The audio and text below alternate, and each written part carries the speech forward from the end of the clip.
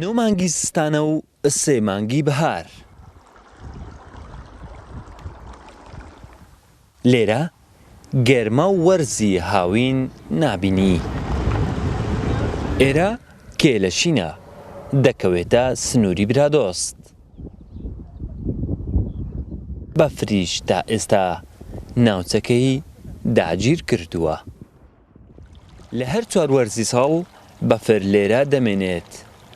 مانەوەی بەفر و دیمەنی جوانی ئەم ناوچەیە وای کردووە گەشتیاران لە تەواوی کوردستان سەردانی بکەن. ئەم شوێنە شوێنێکی زۆر دڵژفێنە بە ئەسڵم خەڵک دەگاتێ دەستی مرۆڤی نەگەیشتۆتە ئێرکوانە و ئەبینی کە هێشتان بەفرتیا ماوە ساڵ ئەسوڕێتەوە ئەو بەفرە هەر ئەمینێتەوە و هەروە کەشهەوایەکەی زۆر سازگار و خۆشە. بەڕاستی ئێرە شوێنێکی زۆر خۆشە جیاوازی پلەی گەرما لەگەڵ هەولێر دوێنێ لە تەلەڤیزۆن وتی هەولێر پلەی گەرمای بەرز دەبتە بۆ نزیکی 40 بۆ 45. ئێستا ئەو شۆیمە لێرە دەمێنینەوە لە گوندنشینەکانمان پرسی وتی دێتە ژێر 0 یعنی ئەم شۆ ئێرە دەبێتە ژێر 0 پلەی گەرمی زۆر دادەبەزی. لێرە بەرزترین پلەی گەرمی 15 بۆ 20 پلەی سیلیزیە. لە ناوەڕاستی کێلەشین بێرمی دینداران هەڵدەخوڵێن.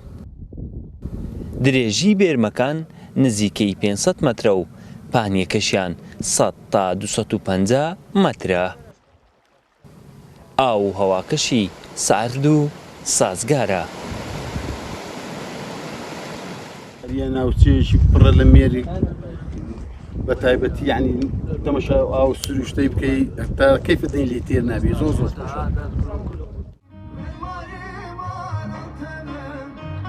کێلەشین هاوسنوورە لەگەڵ ڕۆژهەڵاتی کوردستان ناوچەیەکی گرنگی گەشتیاری هەرێمی کوردستانە بەڵام دەستی خزمەتگوزاری پێ نەگەیشتووە.